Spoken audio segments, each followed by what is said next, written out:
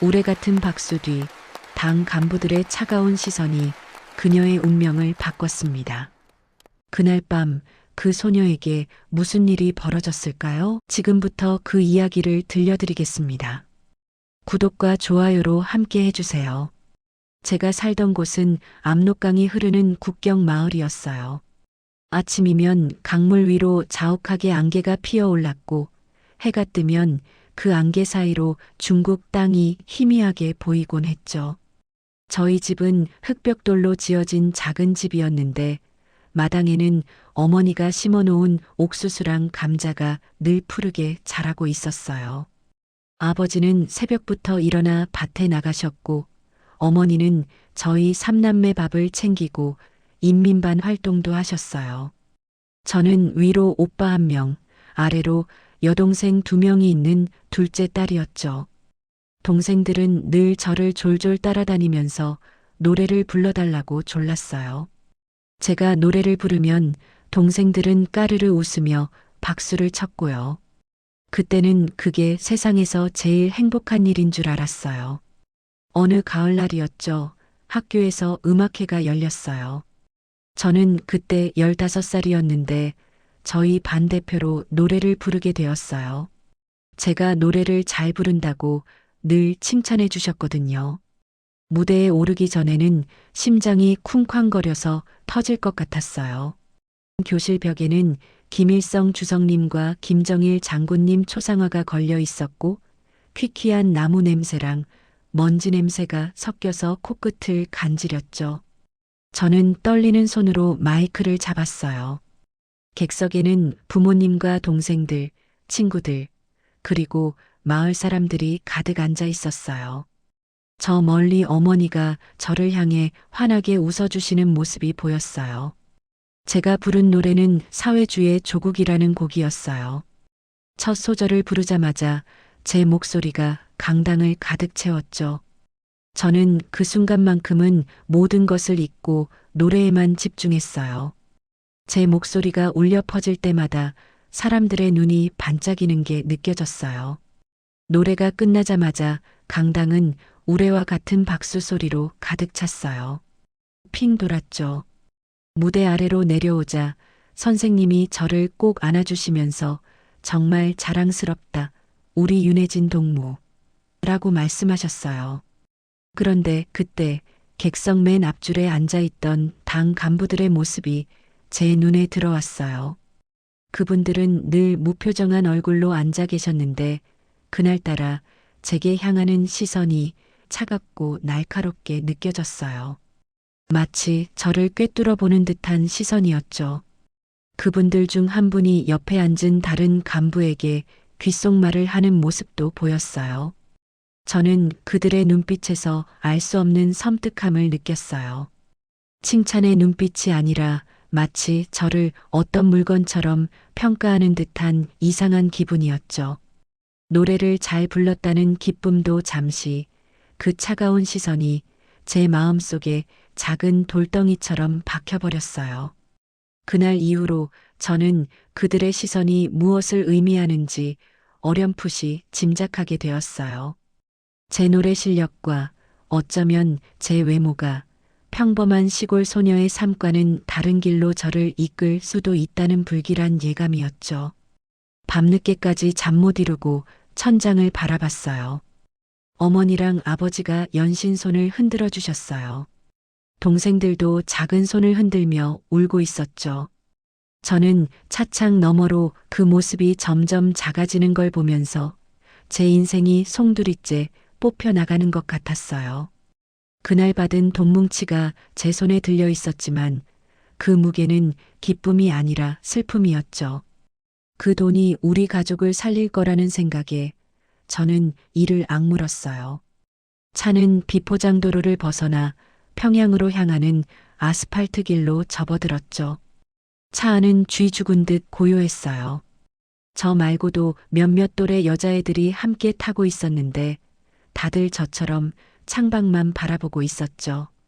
얼굴에는 기대보다는 불안감이 더 크게 드리워져 있었어요. 차 안에는 희미하게 휘발유 냄새가 났고 엔진 소리만 웅웅거렸죠. 저는 제 옆에 놓인 낡은 청가방을 꽉 붙잡았어요. 그 안에는 어머니가 싸주신 옥수수 빵 몇 개랑 달고 다른 사진 한 장이 전부였죠. 이젠 이 작은 가방 하나가 제 전부가 되는 건가 싶어 목이 메었어요. 몇 시간을 달렸을까요? 차창 밖으로 보이는 풍경이 확 바뀌기 시작했어요. 흙먼지 날리던 시골길 대신 반듯하게 포장된 도로가 나타났고요. 가로등 불빛이 드문드문 보이더니 이내 휘황찬란한 불빛이 도시를 가득 채우는 게 보였어요. 평양이었죠. 제가 살던 곳과는 너무나 다른 번쩍이는 불빛들이 마치 다른 세상 같았어요. 하지만 그 화려함 속에서 저는 알 수 없는 공포를 느꼈어요. 저 불빛들이 저를 집어삼킬 것만 같았거든요. 차가 멈춘 곳은 높고 육중한 철문이 있는 건물 앞이었어요. 철문 위에는 붉은 글씨로 평양예술단이라고 쓰여 있었죠. 문이 스르륵 열리자 안에서는 서늘하고 낯선 공기가 흘러나왔어요. 차에서 내리자마자 한 여자가 저희를 기다리고 있었어요. 단정한 인민복 차림에 머리를 뒤로 바싹 묶은 여자였죠. 얼굴에는 미소 한 점 없이 차가운 표정이었어요. 그 여자가 바로 저희를 지도할 감독관이라는 걸 직감적으로 알 수 있었죠. 모두 이리로 오라오. 감독관의 목소리는 칼날처럼 날카로웠어요. 저희는 잔뜩 겁먹은 채로 감독관을 따라 건물 안으로 들어갔어요. 복도는 길고 어두웠고 발소리가 메아리 쳤죠. 복도 끝에 다다르자 저희는 큰 방으로 안내되었어요. 방 안에는 이미 20명쯤 되는 여자애들이 모여 앉아 있었죠. 다들 저처럼 잔뜩 긴장한 표정이었어요. 감독관은 저희를 쭉 훑어보더니 손가락으로 한 명 한 명을 가리키며 짤막하게 말했어요. 앞으로 너희들은 여기서 훈련받게 될 거야. 여기서는 너희들의 이름도 나이도 중요하지 않아. 오직 당과 수령님을 위한 예술만이 존재할 뿐이야. 그 말에 저는 등골이 오싹해지는 걸 느꼈어요. 제 이름도 나이도 중요하지 않다니요. 저는 19살 김혜진이었는데 말이죠. 감독관은 저희에게 각자 배정된 방으로 가라고 지시했어요. 저는 다른 여자애들과 함께 좁은 방으로 들어갔죠. 방 안에는 딱딱한 침대 3개와 작은 탁자 하나가 전부였어요. 창문은 쇠창살로 막혀 있었고 밖은 전혀 보이지 않았죠. 저는 침대에 앉아 벽에 기대었어요. 훈련소 안은 왠지 모르게 퀴퀴한 냄새가 났어요. 마치 오래된 먼지와 눅눅한 옷가지 냄새 같았죠. 감독관은 곧이어 저희에게 훈련복을 나눠주었어요. 칙칙한 회색 훈련복이었죠. 이 옷 외에는 아무것도 입을 수 없어. 너희들의 개인 소지품은 모두 압수할 거야. 감독관의 말에 저는 깜짝 놀랐어요. 어머니가 싸주신 옥수수 빵과 사진을 빼앗긴다는 생각에 눈앞이 캄캄해졌죠. 하지만 아무도 반항할 수 없었어요. 감독관의 눈빛은 저희를 꿰뚫어 보는 듯 차가웠거든요. 저는 억지로 가방을 넘겨주면서 제 마지막 희망마저 빼앗기는 기분이었어요. 앞으로 이곳에서 저에게 어떤 일이 벌어질지 저는 알 수 없었죠. 그저 막연한 두려움이 제 심장을 짓눌렀어요. 첫 공연 무대 위에서 내려왔을 때였어요. 제 몸은 아직 춤의 여운으로 뜨거웠는데 등골이 서늘해지는 시선을 느꼈죠. 객석 맨 앞줄, 최고 지도자 동지의 눈빛이 저를 꿰뚫는 것 같았어요. 다른 동무들은 환호에 취해 있었지만 저는 그 시선이 마치 차가운 칼날처럼 느껴졌답니다. 무대 뒤로 들어서자마자 감독관 동지가 저를 불렀어요. 목소리에는 평소와 다른 묘한 긴장이 서려 있었죠. 혜진 동무, 잠시 이리 오라오. 심장이 쿵하고 떨어지는 기분이었어요. 감독관 동지 옆에는 윤나 언니가 서 있었는데 언니의 얼굴은 핏기 하나 없이 하얗게 질려 있었죠. 언니는 저를 보는 눈빛에 걱정과 연민이 가득했어요. 그 눈빛만으로도 뭔가 불길한 일이 벌어질 거라는 걸 직감할 수 있었답니다. 감독관 동지는 짧게 말했어요. 최고 지도자 동지께서 해진 동물을 찾으신다요. 특각으로 가야 한다요. 특각, 그러니까 최고 지도자 동지 전용 별장으로 가라는 말이었죠. 그 말을 듣는 순간 제 머릿속은 새하얗게 변했어요. 다른 선배 동무들이 저를 보며 눈빛을 주고받는 모습이 보였죠. 그들의 눈에는 저와 같은 공포, 그리고 이미 겪어본 자들의 체념이 뒤섞여 있었어요. 윤나 언니가 조용히 제 손을 잡았어요. 언니의 손은 얼음장처럼 차가웠죠. 혜진아, 괜찮을 거야. 그냥 시키는 대로만 하면 돼. 언니의 목소리는 떨리고 있었지만 저를 안심시키려는 듯 애써 미소 지었죠. 하지만 언니의 눈은 이미 눈물로 촉촉했어요. 저는 아무 말도 할 수 없었답니다. 그저 언니의 차가운 손을 맞잡고 고개를 끄덕일 뿐이었죠. 마치 제 발이 땅에 붙어버린 것처럼 움직일 수가 없었어요. 감독관 동지가 재촉하는 시선을 보내자 언니가 저를 이끌고 복도를 따라 걸어갔어요. 복도 끝에 서 있는 검은색 승용차가 보였죠. 차 문이 열리고 저는 마치 덫에 걸린 짐승처럼 그 안으로 빨려 들어갔어요. 차 안은 쥐 죽은 듯 고요했어요.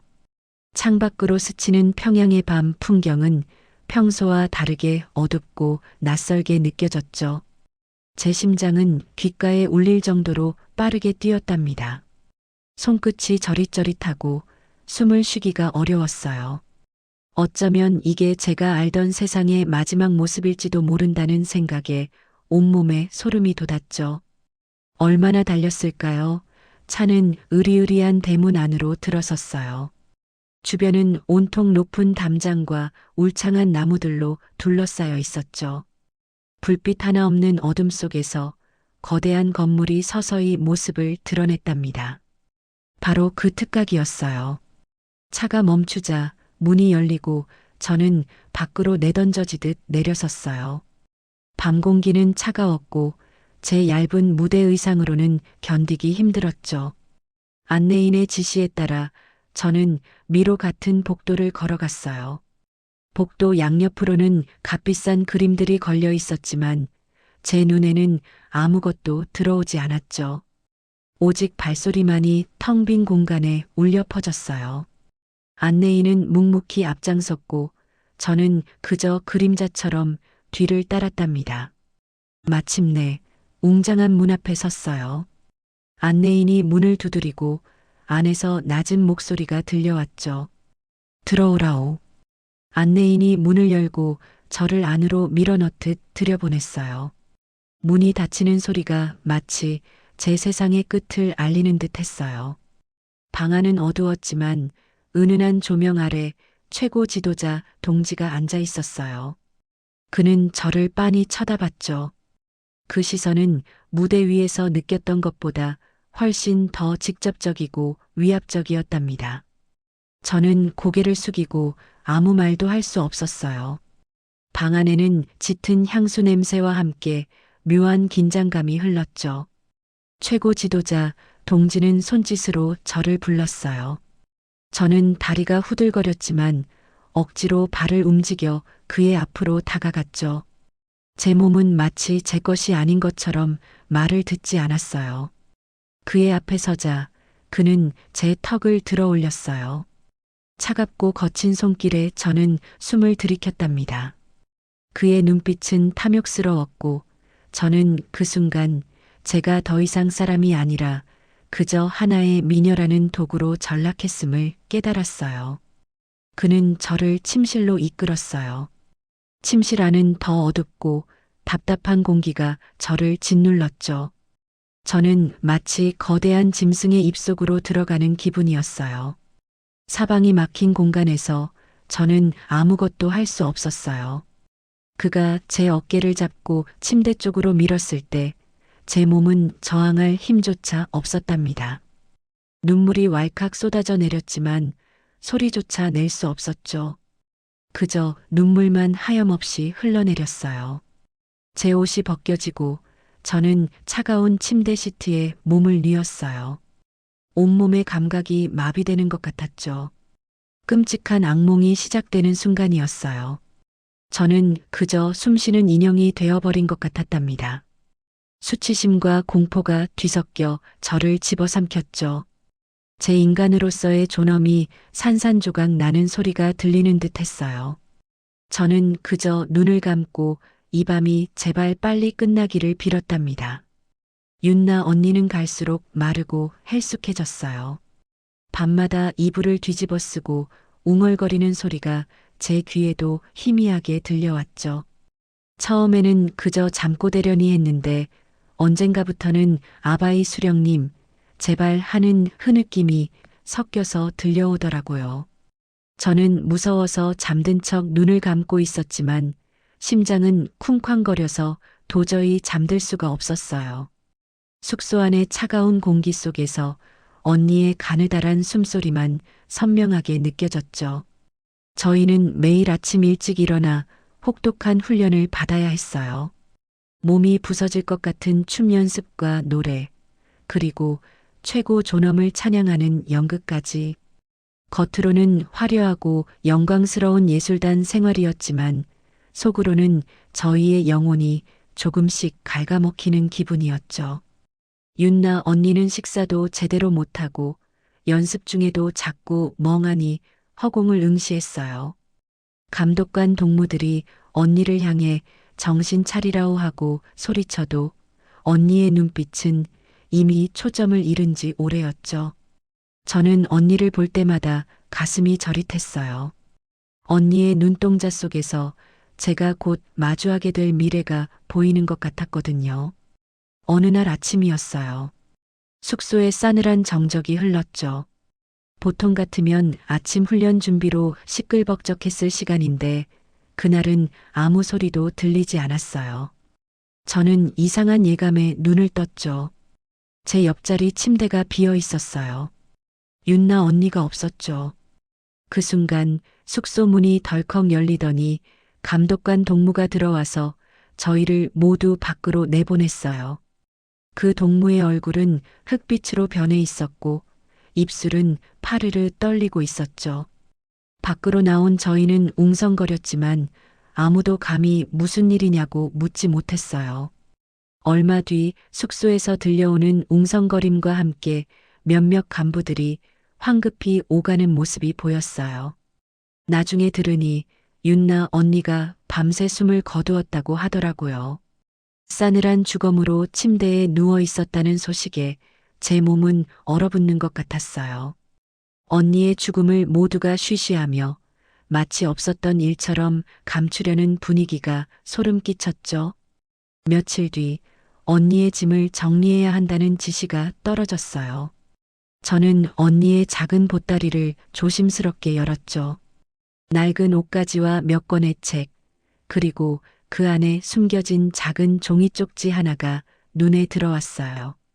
구겨진 쪽지를 펼치자 언니의 떨리는 글씨로 쓰인 단 3글자가 보였어요. 이곳을 벗어나. 그 글자를 보는 순간 제 손이 걷잡을 수 없이 떨리기 시작했어요. 언니가 마지막까지 무엇을 말하고 싶었는지 그 절규가 제 심장을 파고들었죠.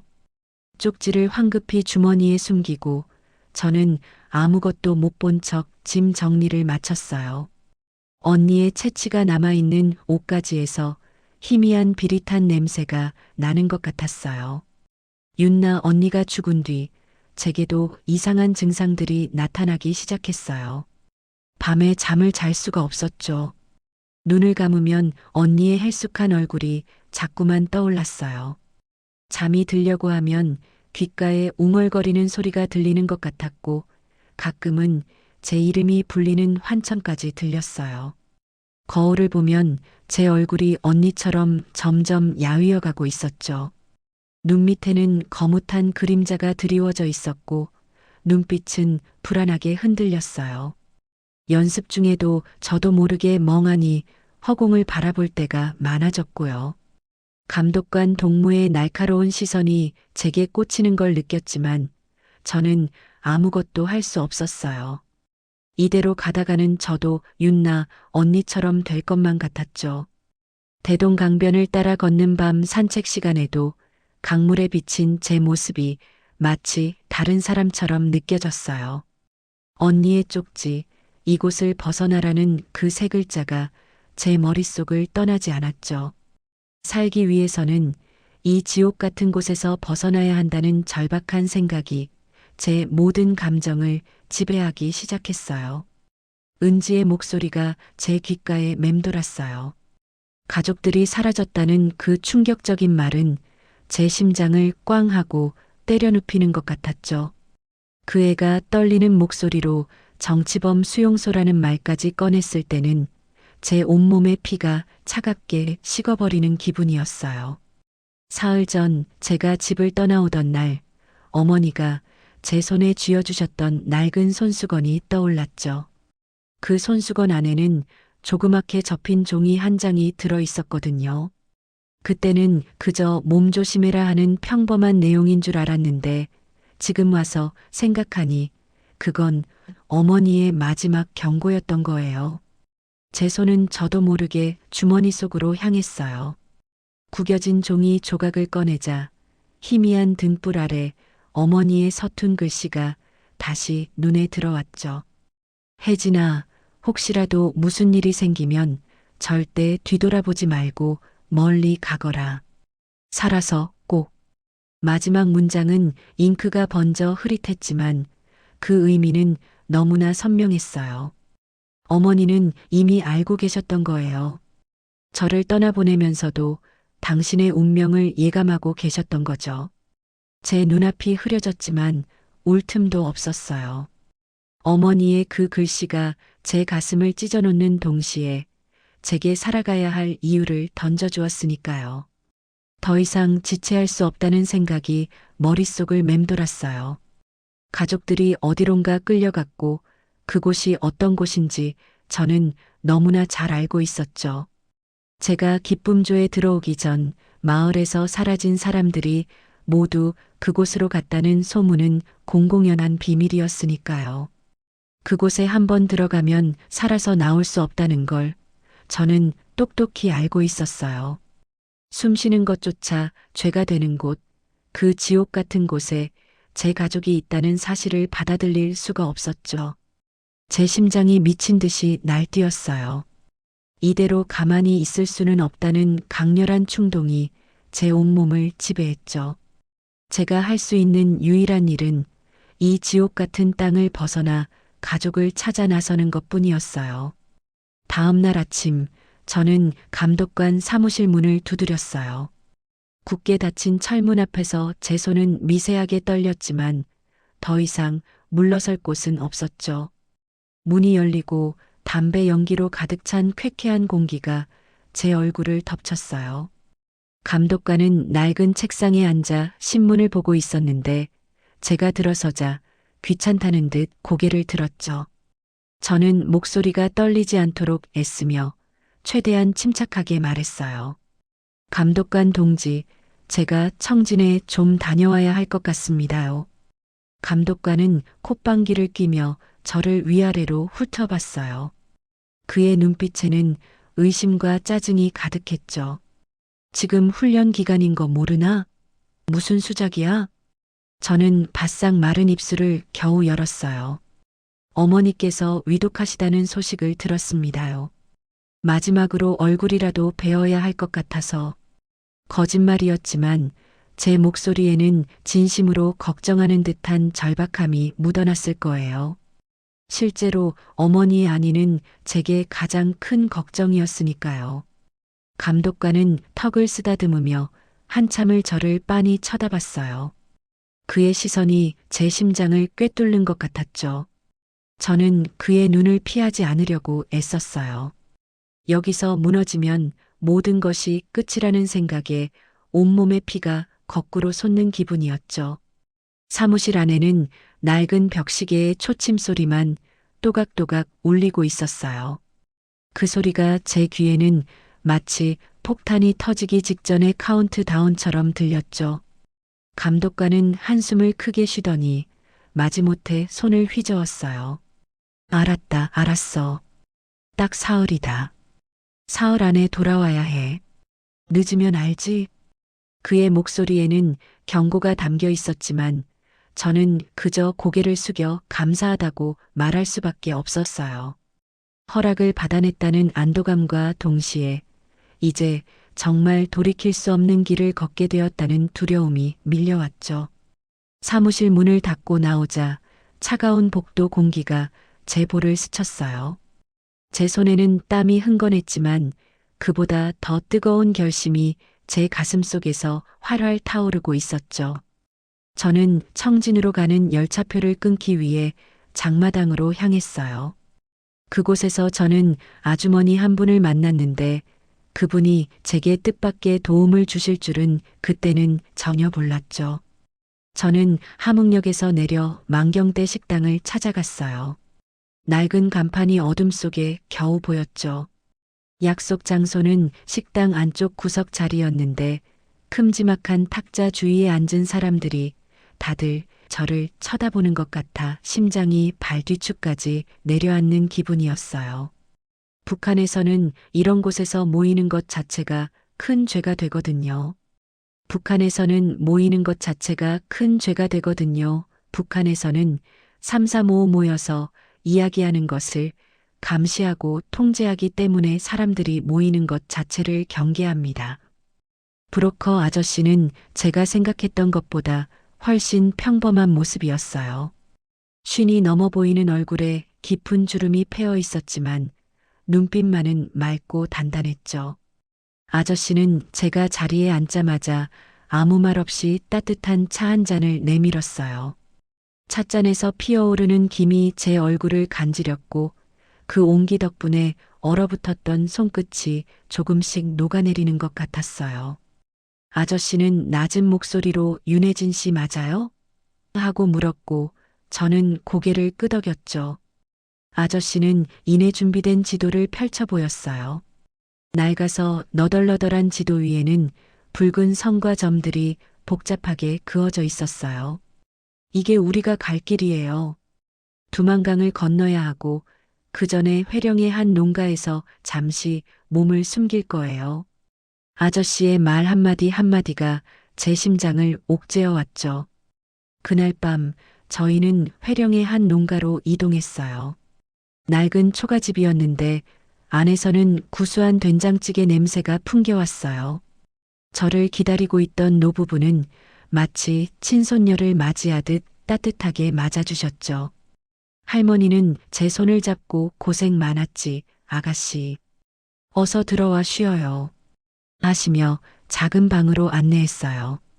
방 안에는 지프로 엮은 이불이 가지런히 놓여 있었고 벽에는 오래된 김일성, 김정일 초상화가 걸려 두만강을 건너고 나서 저는 캄캄한 어둠 속을 한참이나 헤치고 달렸어요. 숨이 턱까지 차오르는데도 멈출 수가 없었죠. 그렇게 한참을 가니 브로커 아저씨가 저를 어느 지하창고로 데려다 주시더라고요. 퀴퀴한 흙냄새와 곰팡이 냄새가 코를 찔렀어요. 창고 안은 습하고 싸늘했죠. 작은 전구 하나가 겨우 빛을 내고 있었는데 그마저도 희미해서 모든 것이 그림자처럼 보였어요. 저 말고도 몇몇 사람들이 이미 거기 앉아 있었는데 다들 저처럼 잔뜩 겁에 질린 얼굴들이었죠. 그 중에는 배가 많이 부른 임신한 언니도 있었어요. 언니는 벽에 기대어 축 늘어져 있었는데 얼굴은 핏기 하나 없이 하얗더라고요. 저도 한쪽 구석에 쭈그리고 앉았어요. 온몸의 근육이 욱신거리고 발은 물집투성이었죠. 신발을 벗으니 발바닥이 뜨겁게 달아올랐어요. 그제야 겨우 한숨 돌릴 수 있었지만 마음은 여전히 불안했어요. 여기가 안전한 곳이라고는 하지만 언제 잡혀갈지 모른다는 생각에 잠시도 마음을 놓을 수가 없었죠. 중국 공안에게 붙잡히면 다시 북조선으로 끌려가는 건 시간 문제였으니까요. 저는 눈을 감고 숨을 고르면서도 귀는 계속 주변 소리에 쫑긋 세웠어요. 밖에서 자동차 소리라도 들리면 심장이 쿵 하고 떨어지는 것 같았죠. 며칠 동안 그 지하 창고에서 숨죽이며 지냈어요. 낮에는 빛 한 줄기 들어오지 않는 어둠 속에서, 밤에는 간간이 들려오는 쥐 소리에 잠을 설쳤죠. 중국 브로커 아저씨가 하루에 한 번 아주 적은 양의 밥과 물을 가져다 주셨어요. 밥은 거의 풀죽 같은 거였는데 그래도 배고픔을 달래기엔 충분했죠. 임신한 언니는 계속 기침을 하고 몸이 좋지 않아 보였어요. 언니는 배를 움켜쥐고 고통스러워하는 모습이었는데 제가 해줄 수 있는 게 아무것도 없어서 그저 안타까웠어요. 저는 언니에게 제 물을 조금 나누어 주면서 언니 괜찮으시죠? 조금만 더 버티면 괜찮아질 거예요 라고 속삭였어요. 언니는 힘없이 고개를 끄덕였지만 눈빛은 이미 지쳐 보였죠. 그렇게 열흘쯤 지났을까요? 중국 브로커 아저씨가 밤늦게 찾아와서 이제 떠날 시간이라고 하셨어요. 저희는 조용히 창고를 나섰죠. 밖은 칠흑 같은 어둠이었고 차가운 밤 공기가 폐 속 깊이 파고들었어요. 아저씨는 저희를 작은 봉고차에 태웠어요. 차 안은 좁았고 저희는 몸을 웅크리고 앉았죠. 차는 엔진 소리를 죽인 채 조심스럽게 움직이기 시작했어요. 창문 밖으로 보이는 풍경은 온통 어둠뿐이었지만 저는 그 어둠 속에서 희미하게나마 자유를 향한 길을 보고 싶었어요. 이대로 무사히 다음 목적지까지 갈 수 있을까 하는 생각에 손에 땀이 흥건했죠. 한참을 달려 차가 멈춘 곳은 허름한 시골 마을이었어요. 거기서 저희는 다른 안내인을 만났죠. 안내인은 키가 크고 인상이 거친 남자였어요. 그는 저희에게 아무 말 없이 손짓으로 따라오라고 했어요. 저희는 안내인을 따라 숲길로 접어들었어요. 라오스 국경을 넘기 위한 정글 횡단이 시작된 거죠. 발 아래는 축축한 흙과 나뭇가지들이 뒤엉켜 있었고 밤인데도 후텁지근한 공기가 숨통을 조여왔어요. 모기떼가 윙윙거리며 달려들었고 풀벌레 소리가 귀청을 때렸죠. 안내인은 앞만 보고 빠르게 걸었어요. 저희는 그의 뒤를 쫓아가기 바빴죠. 임신한 언니는 몇 번이나 주저앉을 뻔했어요. 저는 언니의 팔을 붙잡고 부축하며 걸었어요. 언니는 땀을 비오듯 흘리면서도 고맙습니다. 동무라고 겨우 말했어요. 그 말 한마디에 저도 모르게 눈물이 핑 돌았죠. 저희는 서로에게 의지하며 한 발 한 발 내디뎠어요. 정글 속은 낮에도 어두웠지만 밤이 되니 더욱 짙은 어둠이 깔렸어요. 어디선가 알 수 없는 짐승 소리가 들려올 때마다 온몸에 소름이 돋았죠. 며칠 밤낮을 정글 속에서 헤매다시피 걸었어요. 발은 퉁퉁 붓고 온몸은 상처투성이었죠. 먹을 것도 마실 것도 거의 없어서 다들 탈진 직전이었어요. 특히 임신한 언니는 더 이상 걷기 힘든지 걸음이 점점 느려졌어요. 안내인은 그런 언니에게 짜증 섞인 목소리로 빨리빨리 걸으라오. 이러다 다 죽는다. 라고 소리쳤어요. 저도 언니도 너무 지쳐서 아무 대꾸도 할 수 없었죠. 그 순간 멀리서 개 짖는 소리가 들려왔어요. 안내인의 얼굴이 순간 딱딱하게 굳어졌죠. 그는 저희에게 몸을 숨기라고 손짓했어요. 저희는 급히 덤불 속으로 몸을 던졌어요. 심장이 발밑까지 떨어지는 것 같았죠. 개 짖는 소리는 점점 가까워졌고 사람들의 말소리도 들리는 것 같았어요. 라오스 군인들이나 국경 순찰대일 수도 있다는 생각에 온몸이 얼어붙는 듯 했어요. 저는 임신한 언니의 손을 꼭 잡았어요.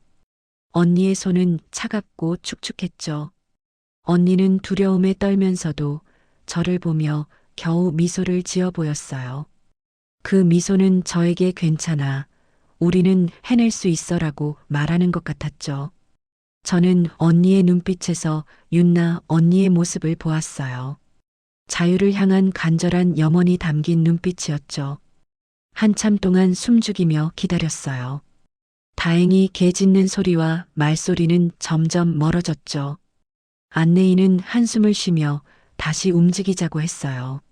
저희는 조심스럽게 덤불에서 나왔어요.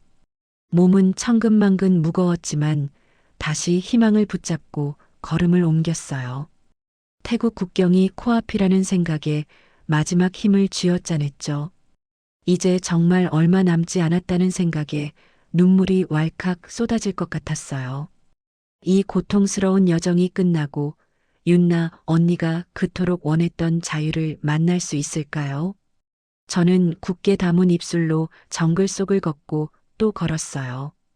비행기에서 내리자마자 낯선 공기가 폐부를 가득 채웠어요. 차갑고도 희망찬 공기였죠. 인천공항의 번쩍이는 불빛과 왁자지껄한 소음은 제가 살던 세상과는 너무나 달라서 마치 꿈속을 걷는 기분이었어요. 발걸음을 옮길 때마다 바닥에서 느껴지는 진동마저도 새롭게 다가왔죠. 저도 모르게 두 손을 꼭 쥐었답니다. 국정원 조사실은 생각보다 조용하고 차분했어요. 조사관님은 저에게 따뜻한 차 한 잔을 건네주시며 천천히 이야기하라고 말씀하셨죠. 제가 겪었던 일들을 다시 꺼내는 게 쉽지는 않았어요. 목소리가 자꾸만 떨리고 그때의 끔찍한 기억들이 파노라마처럼 스쳐 지나갔거든요. 하지만 조사관님은 제 눈을 지그시 바라보며 괜찮다고 속삭여 주셨어요.